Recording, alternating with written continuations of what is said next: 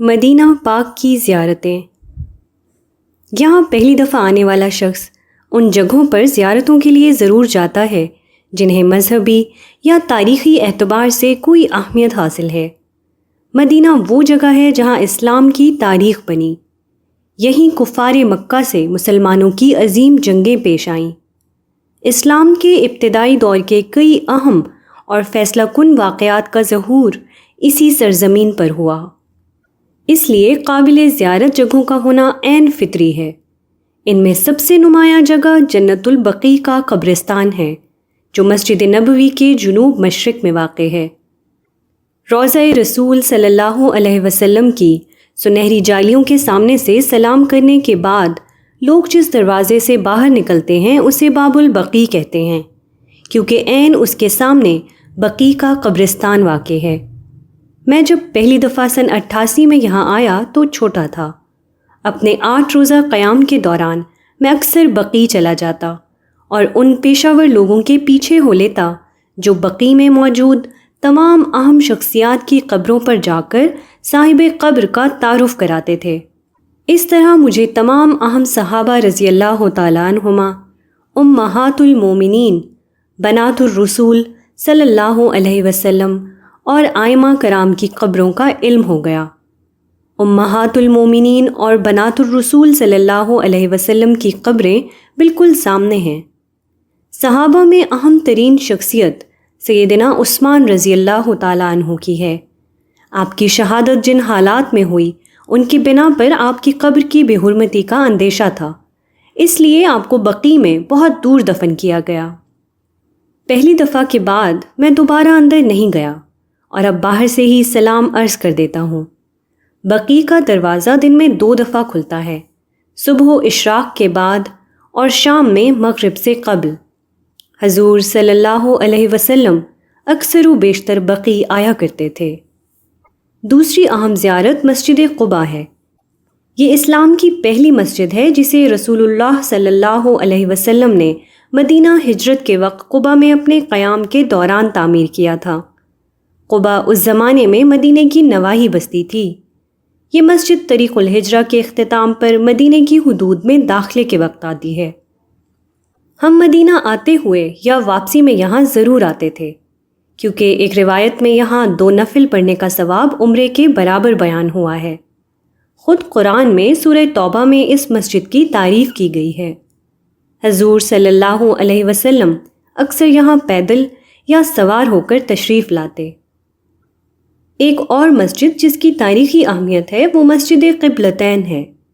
یہاں روایات کے مطابق تحویل قبلہ کا حکم نازل ہوا۔ مدینہ میں رہ کر کفار کے مقابلے میں مسلمانوں نے 2 جنگیں لڑیں۔ ان میں سے پہلی جنگ احد کی تھی۔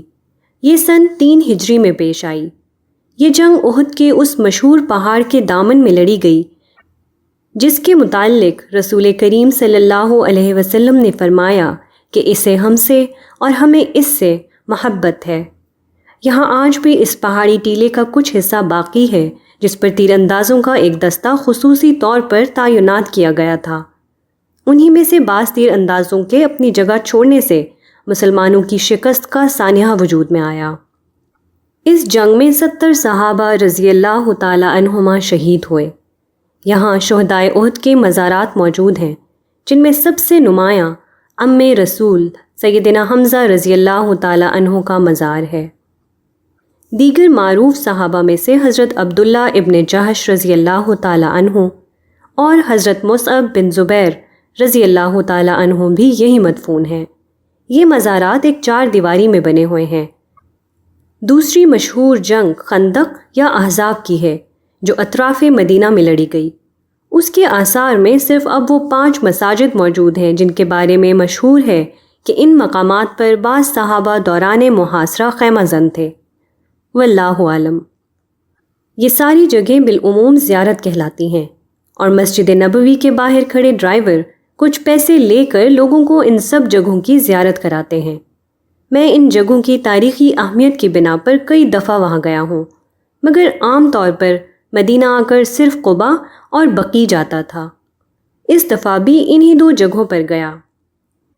ایک جگہ اور ہے جو تاریخی اہمیت کے اعتبار سے سب سے زیادہ حیثیت رکھتی ہے، مگر چونکہ مدینے سے دور ہے اور آج کل کے راستے پر بھی واقع نہیں، اس لیے لوگ وہاں نہیں جاتے۔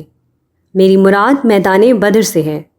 خوش قسمتی سے مجھے وہاں جانے کا بھی موقع ملا۔ میں 1997 میں اپنے بڑے بھائی عرفان کے ہمراہ مدینے سے واپسی پر وہاں گیا تھا۔ یہاں ایک جگہ شہدائے بدر کے مزارات ہیں، جبکہ بدر کے نام سے ایک چھوٹی سی آبادی بھی موجود ہے۔ دیگر تاریخی مقامات کی طرح یہاں بھی کسی قسم کی معلومات پہنچانے کا اہتمام نہیں کیا گیا ہے، سوائے ان صحابہ کرام کے ناموں کے جو اس جنگ میں شہید ہوئے۔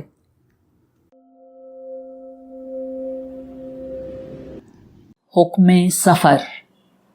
آخرکار وہ دن بھی آ گیا جب ہمیں اس بہشت سے نکلنا تھا۔ میرے ساتھ میری اہلیہ کے علاوہ سالی کو بھی کراچی جانا تھا۔ فلائٹ صبح 3:45 کی تھی اور اس وقت رات کے 8 بج رہے تھے۔ وہ رات ہم سب نے جاگ کر گزاری۔ 2 بجے روانہ ہوئے۔ آخر میں سب لوگوں سے گلے ملے۔ میری ساس، سسر، رضوان بھائی، بھابھی، شہیر اور جویریہ سب چھوڑنے آئے تھے۔ پچھلی دفعہ میرے جاب چھوڑ کر یہاں سے جانے پر سب بے حد دل گرفتہ تھے، مگر غم کی یہ عجب تاثیر ہے کہ جب بار بار ملتا ہے تو اسے برداشت کرنا آسان ہو جاتا ہے۔ اس لیے اس دفعہ ایسی غمگینی کی کیفیت نہ تھی۔ جہاز میں پہنچے تو پتہ چلا کہ ہماری سیٹ فرسٹ کلاس میں کی گئی ہے۔ اس نظر کرم کی کوئی اور وجہ میری سمجھ میں نہیں آئی سوائے اس کے کہ یہ اللہ کا احسان تھا۔ جہاز بلند ہوا تو جدہ کی روشنیوں پر الوداعی نظر ڈالی، خدا کی دھرتی کو آخری سلام کہا اور سیٹ سے پشت لگا کر بیٹھ گیا۔ سیٹ بے حد آرام دہ تھی۔ 3-4 طریقوں سے اپنی سہولت کے حساب سے اسے ایڈجسٹ کیا جا سکتا تھا، مگر مجھے یہ سیٹ سکون نہیں دے پا رہی تھی۔ میری نگاہوں کے سامنے سے بار بار مختلف مناظر گزر رہے تھے۔ مدینہ، مکہ اور جدہ میں اپنے مہینے بھر کے قیام کے سارے لمحات ایک فلم کی طرح میری نظروں کے سامنے گھوم رہے تھے۔ میں اسی کیفیت میں تھا کہ حضرت اقبال کا دل پذیر کلام میرے کانوں میں گونجنے لگا۔ گیسوئے تابدار کو اور بھی تابدار کر، ہوش و خرد شکار کر، قلب و نظر شکار کر۔ عشق بھی ہو حجاب میں، حسن بھی ہو حجاب میں، یا تو خود آشکار ہو یا مجھے آشکار کر۔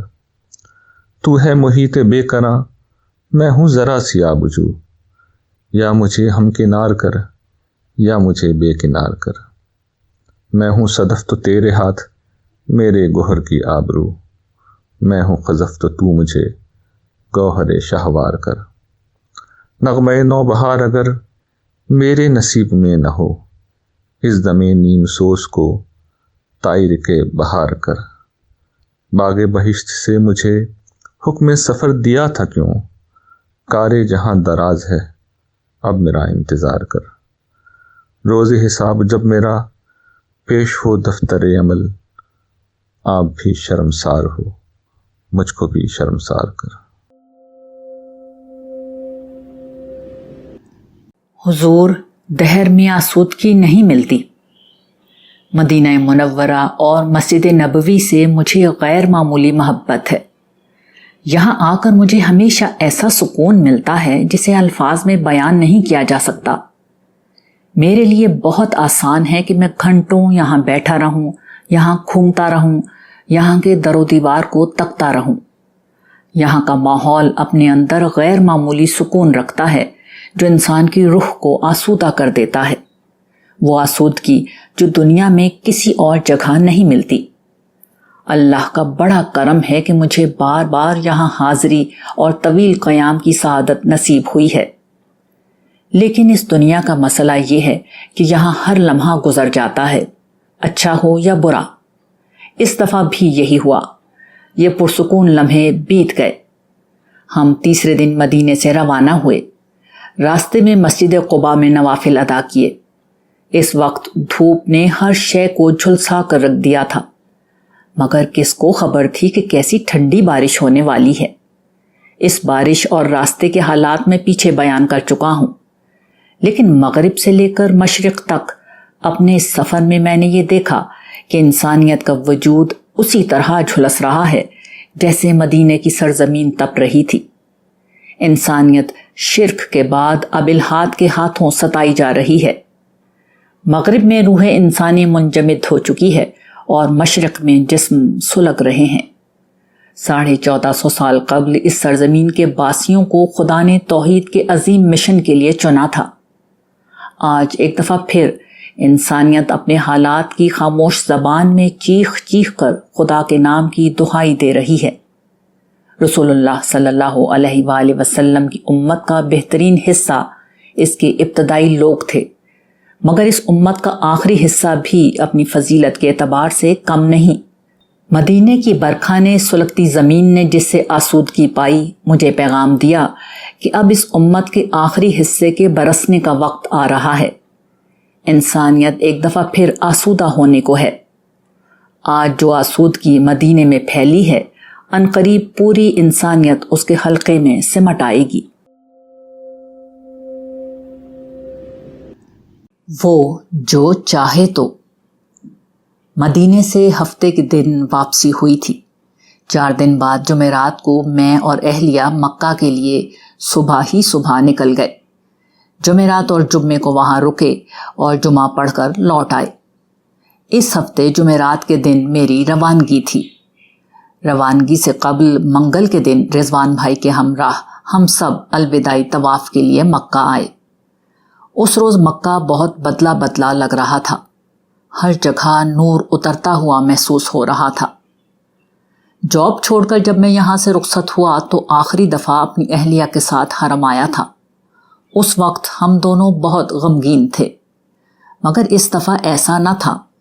بے قراری تو تھی مگر ساتھ میں قرار بھی تھا۔ یہ بات اہم ہے کہ انسان خدا کے گھر کو چھوڑ رہا ہو، مگر یہ زیادہ اہم ہے کہ خدا انسان کو نہ چھوڑے۔ رخصتی کے اس صبر آزما لمحے میں میرا احساس تھا کہ خدا نے ہمیں نہیں چھوڑا۔ لیکن کچھ بھی ہو، مدینے میں حضور صلی اللہ علیہ وآلہ وسلم کو الوداع کہنا اور یہاں حرم کو آخری دفعہ دیکھنا بڑا مشکل کام ہوتا ہے۔ دل والوں کا سینہ پھٹ جاتا ہے۔ نہ ہم دل والے تھے نہ ہمارا سینہ پھٹا۔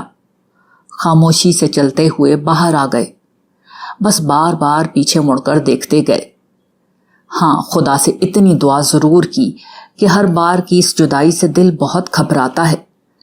تو قادر مطلق ہے، چاہے تو بلا استحقاق جنت کی اس بستی میں بسا دے جہاں کوئی ملاقات آخری نہیں ہوگی، جہاں ماضی کی یادیں اداس کریں گی نہ مستقبل کی بے یقینی ستائے گی، جہاں حضور صلی اللہ علیہ وآلہ وسلم کے پڑوسیوں کو صبح و شام خدا کے دربار میں حاضری نصیب ہوگی۔ خدا کا ظرف اس کی ذات کی طرح ہی اعلیٰ ہے۔ وہ جو چاہے تو کیا نہیں ممکن۔